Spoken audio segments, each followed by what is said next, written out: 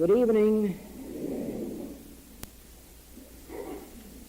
First of all, your meditations as a whole, as a group, are deeper and more meaningful. I can tell that the very moment I come up on this platform. I can feel it envelop me. And so that you will understand the nature of it, I must say this to you, that this is not because of any human love that you feel for me or that you feel for each other or that I feel for you. Because even though human love is present between us, human love is not a power. The mother in the human world who prays for her child has an abundance of human love, and her love and her prayers are mostly of very little avail. And the same, the love that a child has for his parent may be a tremendously deep love, but usually it has no spiritual power whatsoever. As a matter of fact, there is no spiritual power in human love. And therefore, for a meditation to have power, for a meditation to show forth God, the subject of human love does not enter. It can be there. It can be there as an added thing. But the human love in and of itself would not be a spiritual power in meditation or otherwise. When your meditation deepens, it is because your realization of spiritual love has deepened. And that means that you are not loving humanly, but rather that you are bearing witness or recognizing the divine sonship. In other words, if all of us in this room were perfect strangers to each other, if we had come here tonight for the very first time, and enough of us in the room would look around and acknowledge divine sonship, that would bring forth the same spiritual love that we are doing now. In other words, it has taken us several years to reach the point of inwardly recognizing and acknowledging that we are spiritual beings, that we are divine, that we are the Son of God, and that regardless of any human failings at any given moment, whether we are humanly ill or humanly sinning in some way or humanly poor, none of that changes the fact of our true identity. And therefore we are looking upon each other, you might call it, with forgiveness. That is, we are seeing through the human frailty and neither condemning, judging, or criticizing, but looking right through and acknowledging there is the Christ of God. Now this is spiritual love. And in proportion as you are enabled to look out through your eyes and acknowledge that the rest of us are divine beings, regardless of what you may have heard about us today, regardless of what you may think about us, regardless of what human concept you may have, if you have reached that stage where there is no judgment, no criticism, no condemnation, knowing, Father, forgive them, they know not what they do when they do erroneously, and acknowledge there is the Son of God, then you are loving spiritually.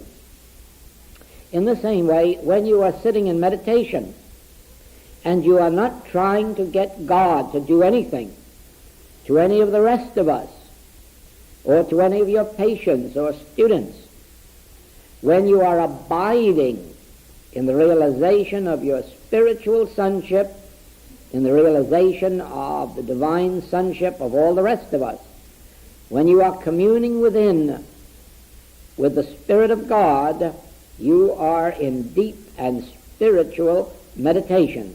When you are trying to influence God or get God to do something, you are back on the wheel of human love, and you are not bringing forth spiritual fruitage. Spiritual fruitage cannot come forth from demanding anything of God or expecting anything of God, but only in contemplating the isness of God, even if it is necessary only to close your eyes and remember. Just think, we are in the fruitful season of the year, and everything bears witness to the abundance of God, to God's great gifts to the world. Wherever we look, we see evidences of the richness of God's glory and of the impersonal nature of it, since it would seem that the grass is just as green in front of one house as another, the trees bear the same fruit, the bushes the same flowers. God's grace is universal, impersonal, impartial. God is no respecter of persons. And just see now how we can witness the fullness of God's love to earth and to man.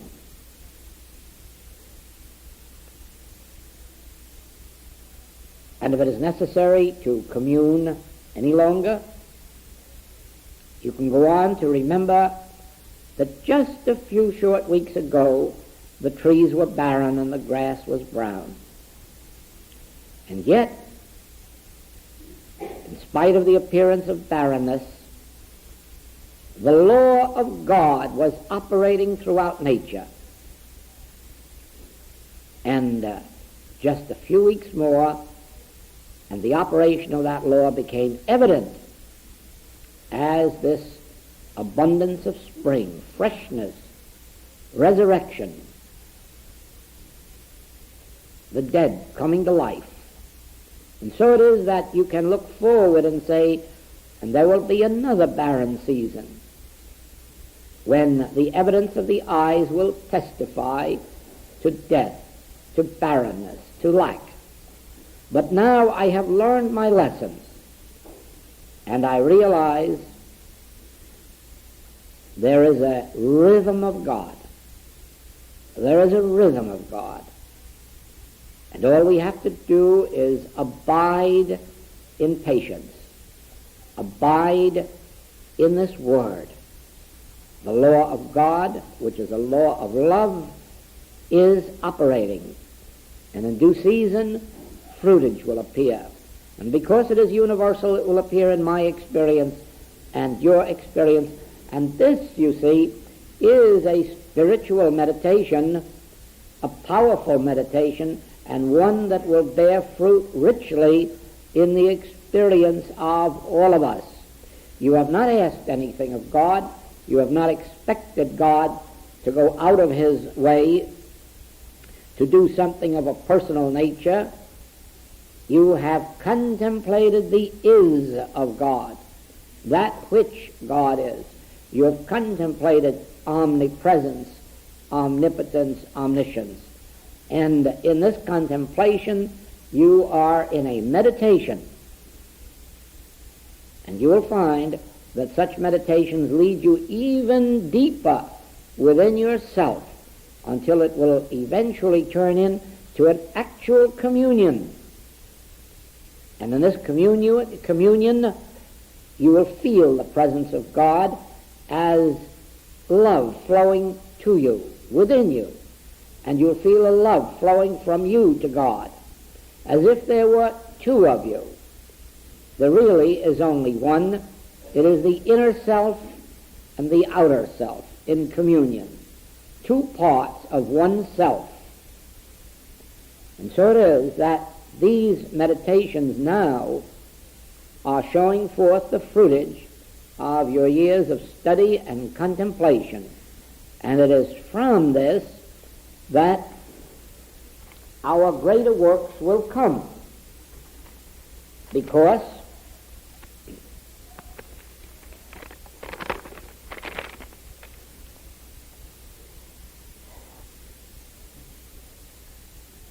you will find that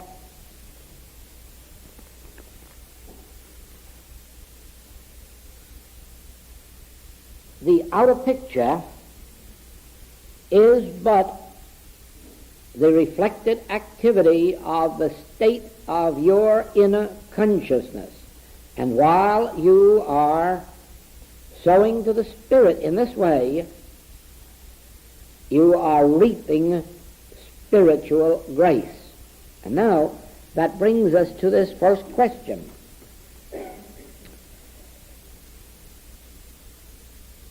When contact within is truly made, shouldn't one expect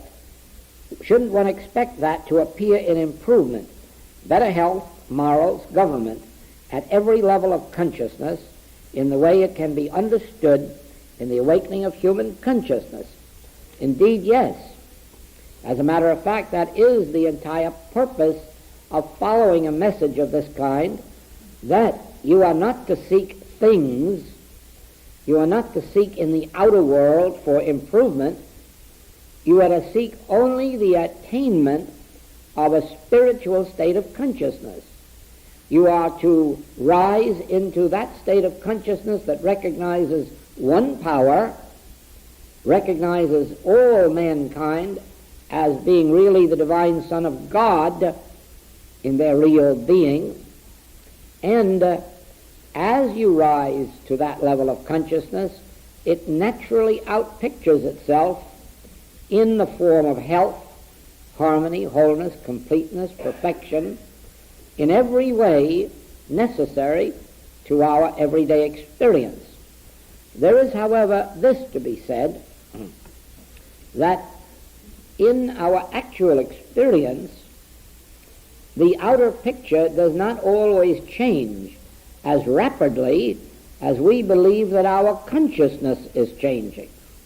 In other words, because we intellectually accept the fact that God is the only power, does not mean that instantly error will lose all of its seeming power, because we have not yet attained that consciousness.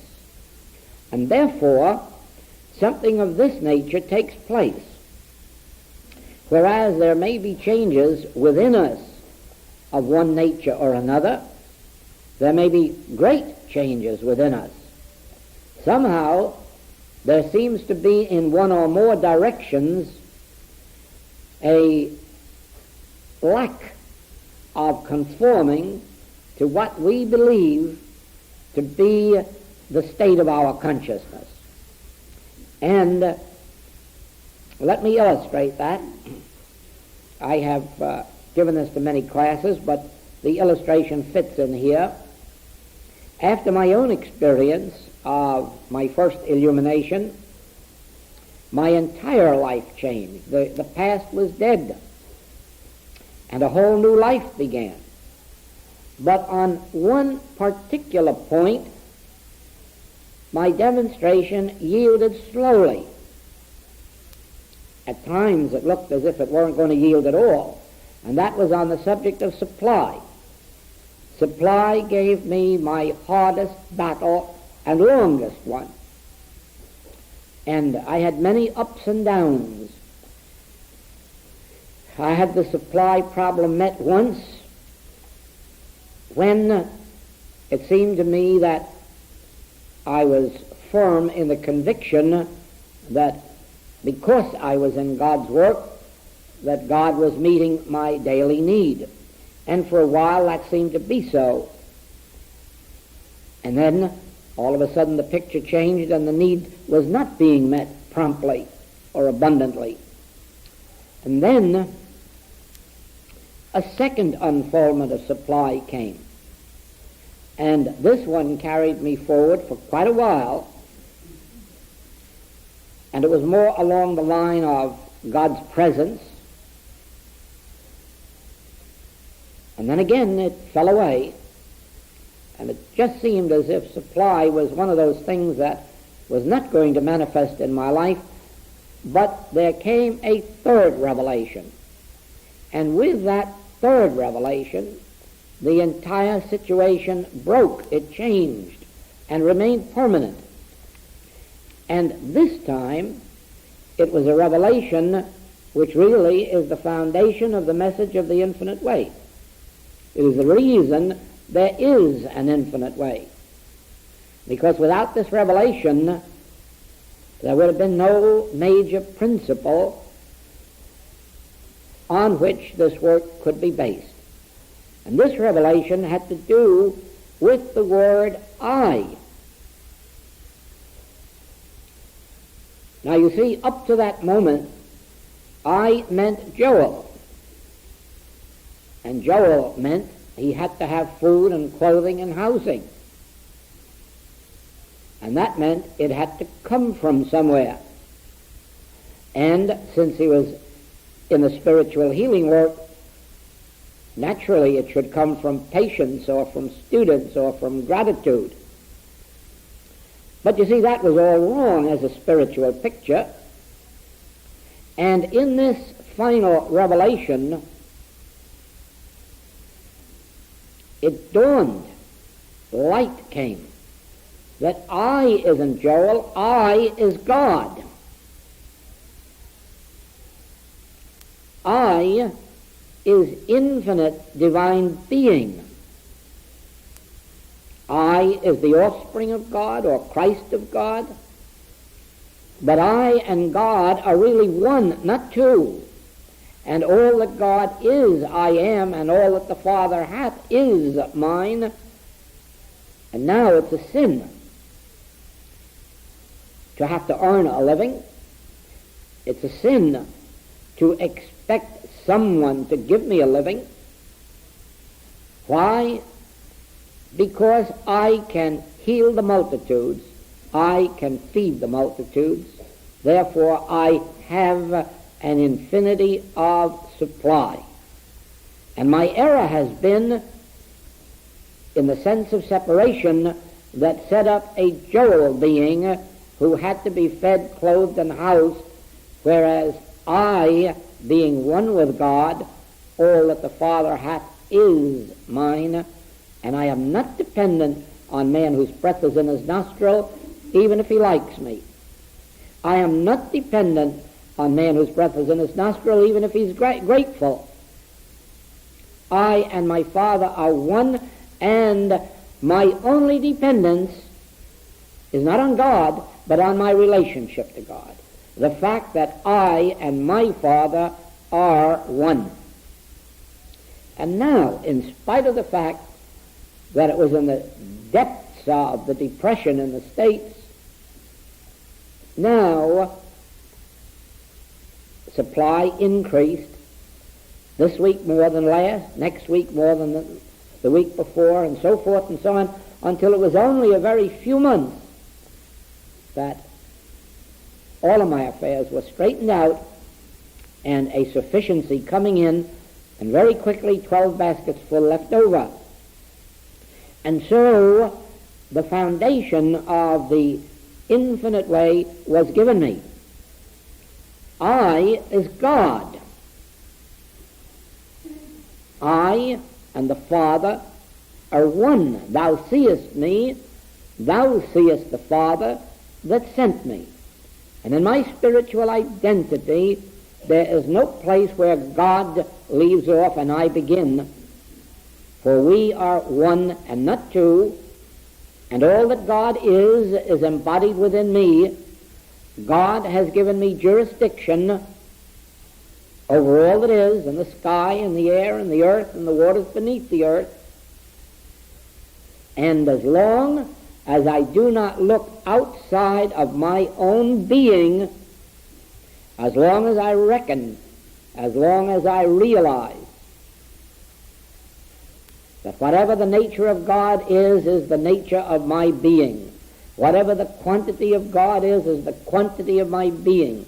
Whatever the quality of God is the quality of my being. And God is pouring his infinite selfhood through me, and it is for this reason that healings can take place. It is for this reason that those who come to me with a problem of supply can have their problem met, not out of my storehouses or barns, but out of the infinite storehouse of God, which I am, and which I recognize you to be. For this is not a personal relationship that sets me apart from you, but in proving it to me, it proves to me that it is a universal truth which must be a truth about you. Now, with this, the outer picture changes, because whereas I may have intellectually known this before, certainly it was not a realized truth. It was not spiritually discerned. And so that particular problem had to wait until the dawn of realization. And that is what is meant when practitioners and teachers tell us, be grateful for your problem. Not that anyone likes to have a problem, but do you not see that if it had not been for that particular problem, if I had been having enough dollars come in to meet my needs, do you not see that I would not have been driven deep within myself for an answer to the problem of supply? And if I had not made that demonstration, then I could not have made the demonstration for the entire worldwide infinite way activity without a membership, without dues, without asking anyone to support this activity, and yet be able for 14 years to meet all of its bills around the world. All through that one realization that cost me quite a few years of heartache and wonder and agonizing. So it is that to have a person's health met quickly without some real digging on their part, some real sacrifice, if you want to call it that, of time, effort, prayer, meditation, is of course a fine thing humanly, but spiritually it is not of great value. Spiritually, that great value comes from the depth of the degree of our own problem and our willingness to get down inside and work it out, even though at times we may have help to lift us in consciousness to where it can be better worked out. So it is then that it is absolutely true that as your spiritual consciousness evolves, the outer experience, physically, mentally, morally, financially, human relationship-wise, all of these improve. Not necessarily in accordance with your intellectual knowledge of the principles, but you're working with the principles until the spiritual realization dawns. And that is why the Master said, few there be that enter. Few there be that enter. Because the human race does not have the spiritual urge or drive. The human race can be very well satisfied with ease and matter. Give them a fairly healthy body and a fairly comfortable purse in keeping with their idea of abundance, and you have a race of people who never will seek God. They will be perfectly satisfied with the orthodox forms of worship, whereby if they go to church occasionally or have a communion occasionally, they feel they're ready for entrance into heaven, which won't do for us. Next question. Isn't all spiritual healing a regeneration? a self-purification, as Jesus implied when he said, "For their sakes I sanctify myself." Yes, of course. A spiritual healing brings with it a regeneration. And again, let me tell you that in the actual working out of the problem, there may be a period of time between the healing and the outward effects of the spiritual regeneration. And again, I give you my personal experience. It was 1921 when I was given only 3 months to live. And within 3 months I was completely healed. But it was through the work of a practitioner. And so my own regeneration wasn't too great. True, it kept me searching, but there were no outward or visible signs of any change in my way of life. And it was 1929, therefore 8 years later, when that experience of the rebirth took place. And so the healing actually must have done something inside of my soul. But just as Saul of Tarsus had his awakening on the road to Damascus, but it was 8 years later before he started on his first missionary journey. He went down into Arabia and remained alone for 8 years. And we are given to understand that during this 8 years, the Spirit was at work within him, preparing him for his ministry. And this must have happened to me because the very day after, the second day after my first spiritual experience, I was doing healing work. And have never stopped. And so you see that don't have the idea for a moment that we have a spiritual light and then wake up the next day and find that all outer circumstances have changed.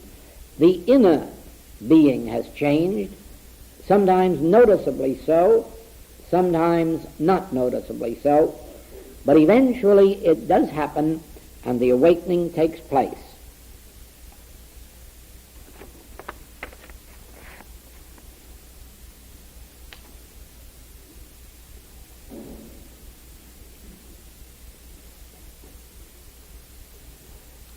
Should it be expected that through the uplifted thought of those present, healings may occur to those who we are helping? Yes. Yes, indeed. And in proportion to their receptivity. In other words, you may be lifted up to the very height of the Christ, but it may not touch your mother or your brother or your sister. That was Jesus' experience. Remember that none of his family followed him throughout the 3 years of his ministry until the very end. They were untouched. And so it is with many on this path. Regardless of how high they rise, those nearest and dearest to them do not always follow. And so it is. There are many right now who are looking to us for healing. But do you know that in some cases that is the very barrier to their receiving the healing? In other words, their thought is way down here on the loaves and fishes, and they're thinking only in terms of the pain stopping or the growth being moved or something of that nature, and they themselves are blocking their own healing. Because in spiritual healing, we are not engaged in changing the conditions of their body. We are engaged in awakening them to their true identity. We are engaged in the spiritual work of opening consciousness, awakening consciousness to the spiritual realities, and of course, those who are looking to us for a revelation of God, those who are looking to us to be led to the realm of God, those who are looking to us for spiritual regeneration, every one of those should be healed while we are in this class. Because I, if I be lifted up, shall draw all men unto me. And in the degree that we as a class are lifted in consciousness, we are drawing our patients and our students to some measure of that consciousness. It is very noticeable in our work that whenever we have a class, that students write from all parts of the globe that they felt the spiritual impulse and experienced sometimes healing, sometimes spiritual regeneration, sometimes the opening of the idea of supply, sometimes the real nature of human relationships, divine relationships. But of this you may be assured, all of our very serious students in every part of the world are benefiting by this class. And the reason is that they know enough of spiritual truth to know that there is but one consciousness, and we are all united in that one consciousness. And therefore, the highest state of consciousness lifts all the others up into it.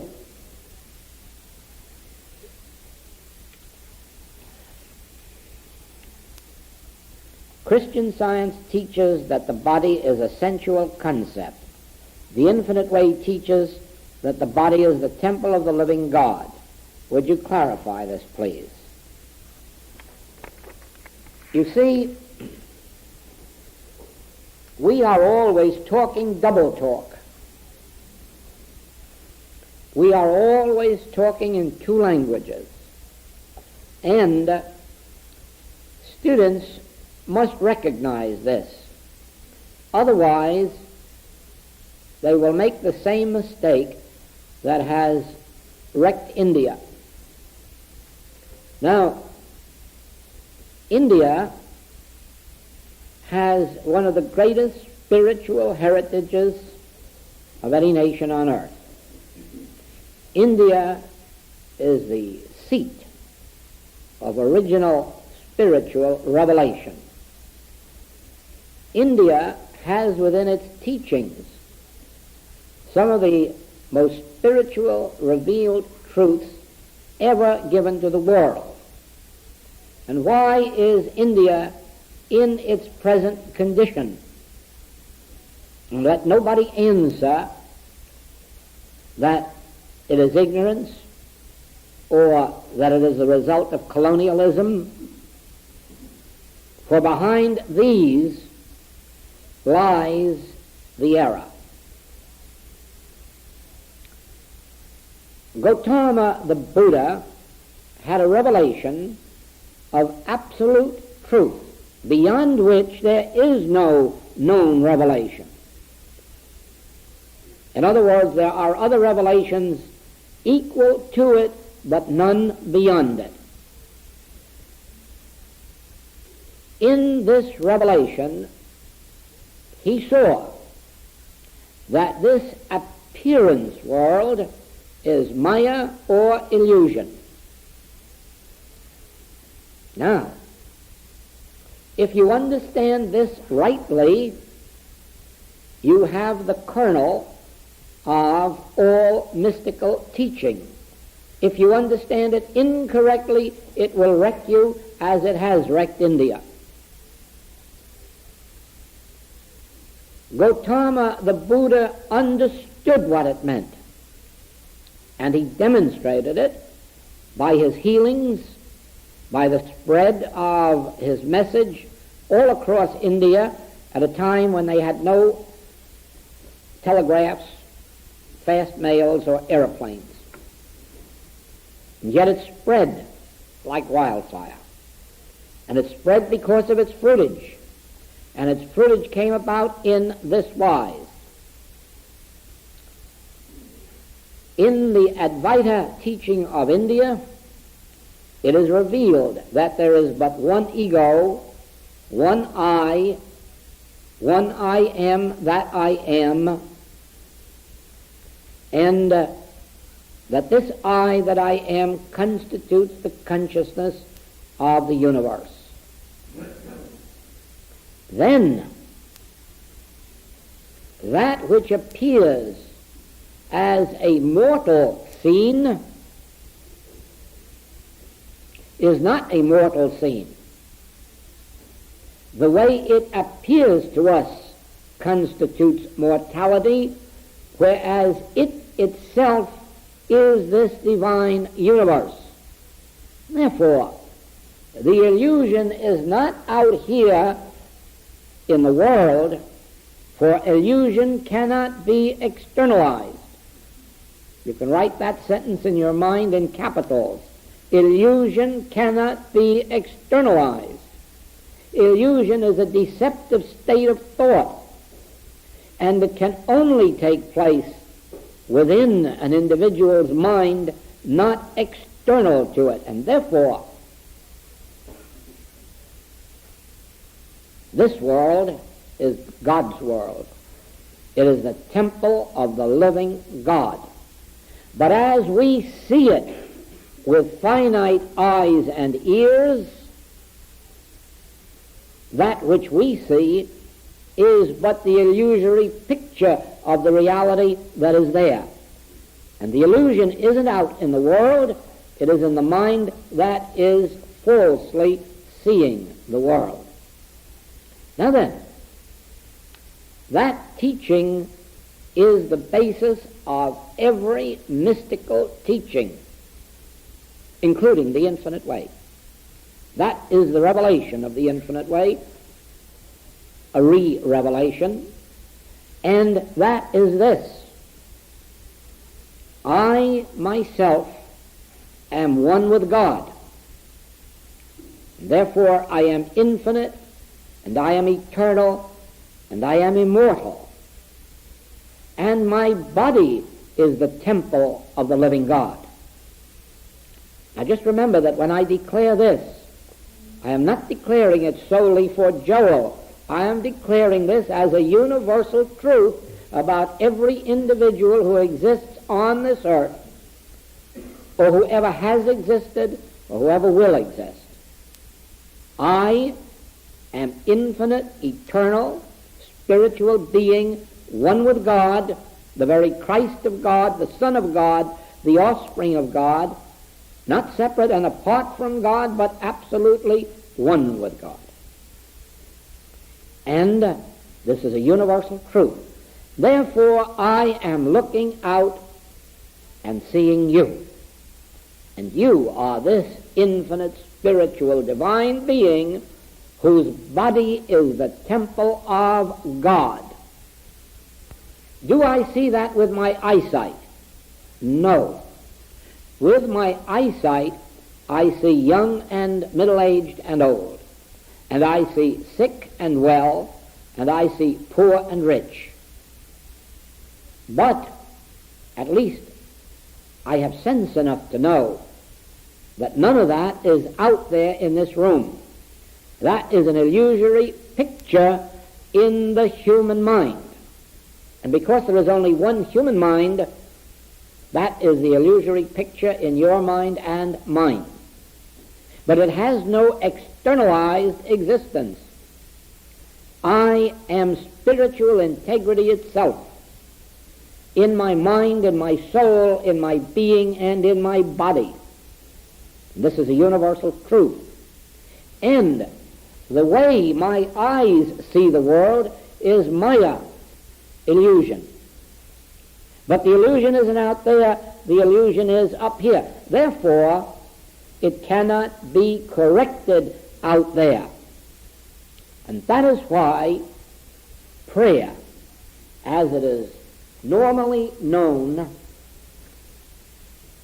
must fail. That is why prayer is a complete failure. That is why in the tens of thousands of churches that exist, not one of them, except the few who have awakened, can make their prayers effective. The reason is They are trying to improve the illusion. It would still be an illusion. It would just be a good illusion instead of a bad illusion. Now, let me read something to you from the newspaper. And the date of this was April 25th. Miss Betty Lou, who as a girl of 10 received the nation's prayers to spare her right hand from cancer, will be married June 4th. She is now 21 and will become the bride of so-and-so. In 1949, the young girl asked readers of the Memphis Commercial Appeal to pray that I may not lose my hand and that I may soon completely recover. Millions prayed for her, but doctors later decided that the right hand must be amputated to save her life. Tell me what was wrong with the prayers of millions. Millions. Now, you know, only church people pray. It wasn't the non-churchgoers who prayed. It was the churchgoers, and millions of them, but they didn't save her hand, not all the millions of them. Why? Because all they were doing was trying to pray to save an illusion, try to change an illusion, pray to do something to this illusory picture,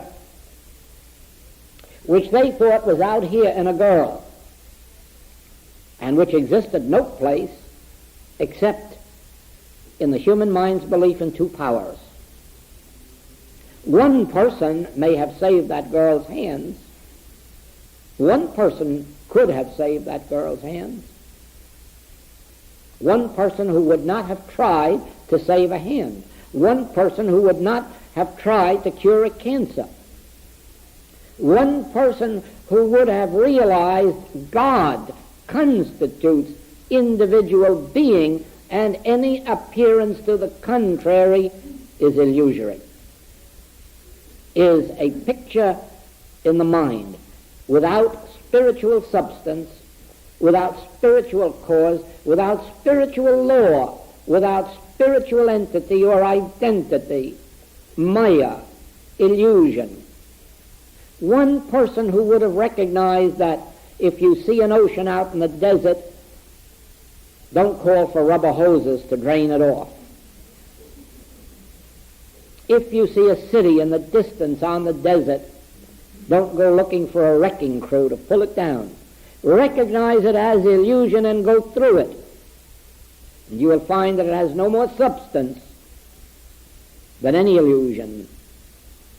And so it is that in healing work, or in living spiritually, don't try to change this outside world. Don't try to change your friends and relatives. Don't try to change their temperament, their disposition, or their health. But recognize within your own being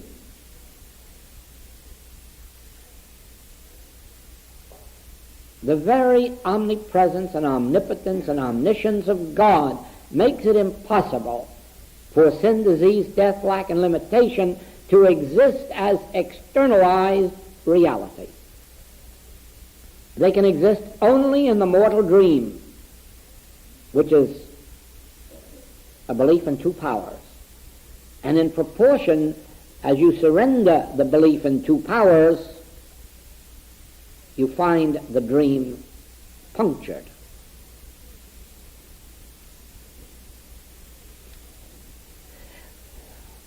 You see, your body is the temple of the living God. When you look in the mirror, you do not see your body. You see the human mind's concept of your body, a purely illusory concept. And as long as you're looking out through your eyes, all you can see is the illusory concept. It is only when in your meditation, when you are realizing the grace of God, the omnipotence and omnipresence of God, that you catch momentary glimpses of our divine being. and sometimes even a flash of the spiritual body, which is really light. It is really light. You know that it is light because you know, don't you, that there is no such thing as sound. You know that there are only vibrations or waves going out from my mouth, and there isn't a bit of sound. The sound only takes place when those vibrations touch your ear. And then it is that your ear transforms the vibrations into sound. And in the same way, there is no color in these flowers, and no color in my suit or in your dresses. There is only a vibration, a light vibration, completely colorless. And it is only when that vibration reaches your eye that your eye changes those vibrations into color. That is why it is possible for a colorblind person to see an entirely different color than is there. It is because the vibration is hitting their eye at a different rate. And so it does not translate it into the color that it should. And so it is that what you see with your eye is not reality, and it is not physicality. It is a vibration, and in its true essence it is light. And this you sometimes see.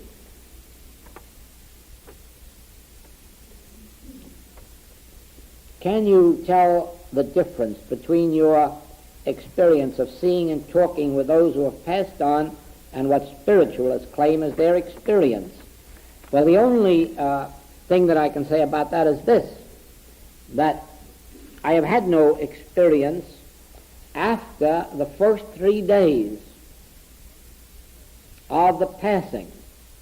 I never at any time have had any contact with those who have passed from this scene after that first 3 days. And therefore, whatever I have been aware of are these individuals here and now. And usually not with any of the recorded messages that are usually associated with spiritualism. As a matter of fact, in only one case was there a message of that nature. And even that was only a message, you might say, in code.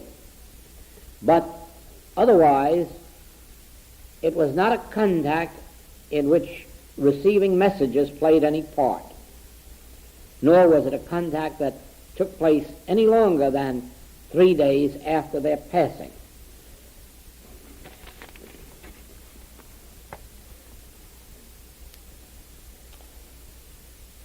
Now, this question I have no way of answering. It has to do with all religions throughout the world, and the advanced schools of thought are expecting the Christ on earth, either by using the body of one of his disciples. I know nothing about that subject, so I cannot answer it.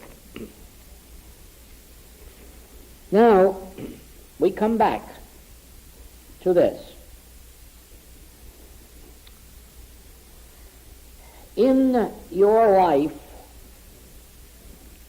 lived as fourth dimensional consciousness, you are seeking nothing from the dream. Now just remember this, that when you are seeking supply, or when you are seeking companionship, or when you are seeking a home, or when you are seeking employment, all you are seeking is an improved dream, an improved illusion. All you are seeking is your own concept of good, which after you get it may not prove to be the thing you wanted. Therefore, remember this very basic premise. You are seeking nothing of this world. You are seeking only the realization of your oneness with God. you are seeking nothing out here coming to you.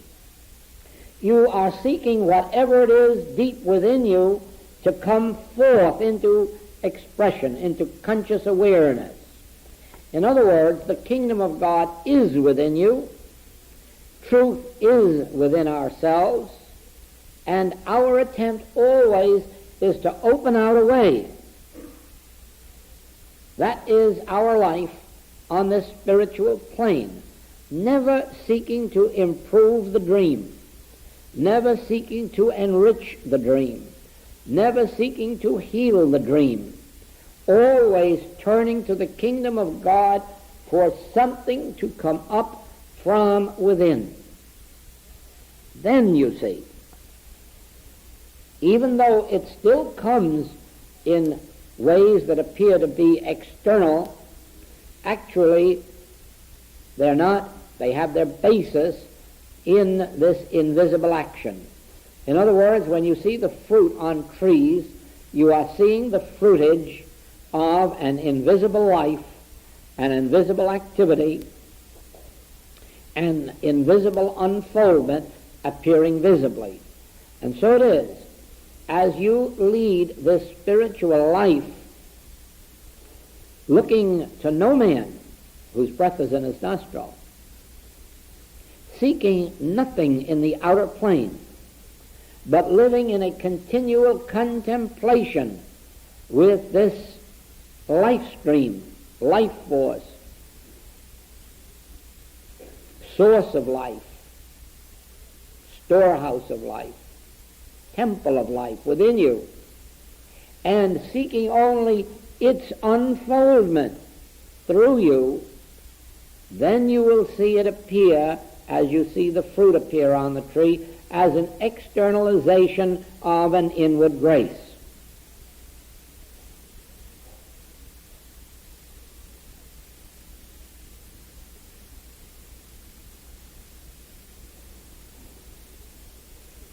Back in the earliest period of our work, I wrote, or it was written, that if you receive $1 spiritually, your supply will be made for the balance of your days and abundantly. And what that meant was this: if you have withdrawn your gaze from the outer scene, not changing your mode of life outside, but changing it inwardly to a constant recognition that since I and the Father are one and all that the Father hath is mine, my good must unfold from within me, and I am not looking to man whose breath is in his nostril. I am not expecting it from anyone. I know that I embody it within me. And as I live in that consciousness, one day something will come into my possession. It may be currency, it may be a piece of art,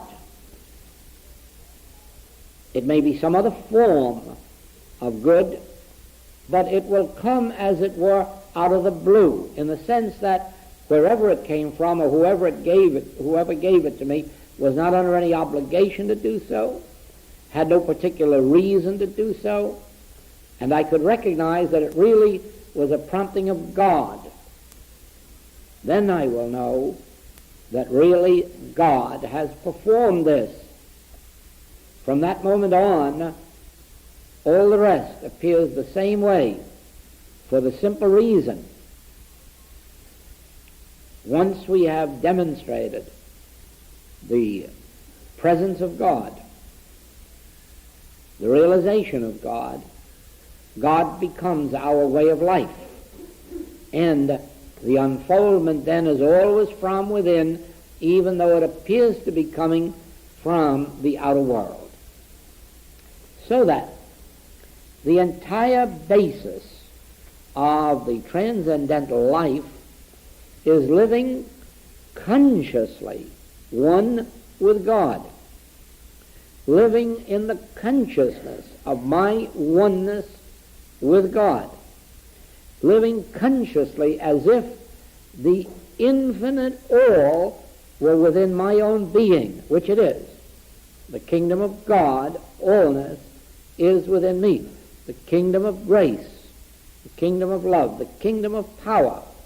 When I do that and follow it up with the second step, never seeking to use God power. Do you see what they were doing here with this girl? They were all praying to God to get God to do something, and thereby dishonoring God. For how could God not be doing all that God should be doing? And how could anyone, even a million, influence God to do something that God isn't doing?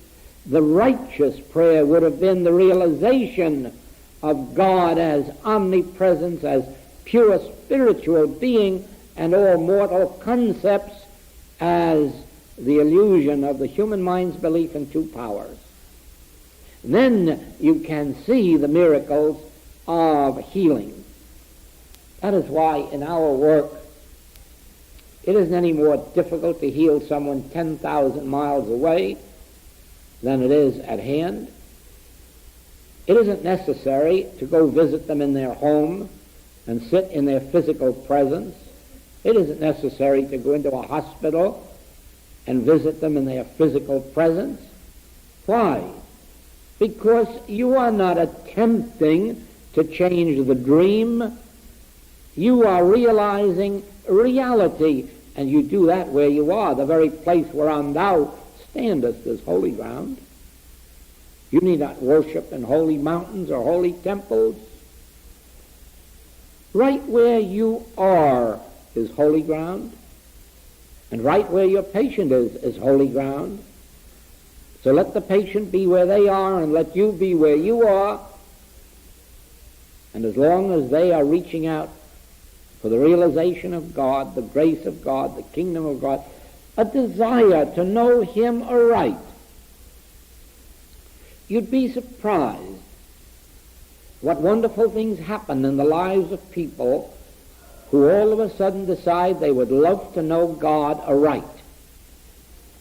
For to know Him aright is life eternal, life harmonious, life immortal, life peaceful. Just to know Him aright is enough. And the moment we stop this search for happiness and peace and abundance, and just devote the search to know Him aright, we will find that the entire picture will fall into place. The entire outer scene will become the outward and visible evidence of God's grace. Ye seek me, but ye seek me for loaves and fishes. I fed you yesterday. Why aren't you asking about the principle? Why aren't you seeking the law that I demonstrated to you yesterday? Why just the loaves and fishes? That's the way He spoke to them. And so it is with us who have been on the metaphysical path for so long. Why seek ye just healings? Why seek ye just supply and companionship and home? Why not seek me? Because in having me, ye have allness, and all these things added to. So remember this. Out here, that which you see here, taste, touch, and smell, is Maya or illusion, not because it is so, but because we are seeing it so. And we are seeing it erroneously. For it itself, like you yourself, you are spiritual, divine, and perfect, and your body is equally so, for your body is the temple of the living God. And if ye know this truth will make you free of the mortal concept, and you will begin to perceive yourself as you are. When you awaken, you will see him as he is. When you awaken from beholding this mortal dream as if it were reality, we will see each other as we are. And then we will love our neighbor as ourselves, because we will discover that our neighbor is ourself.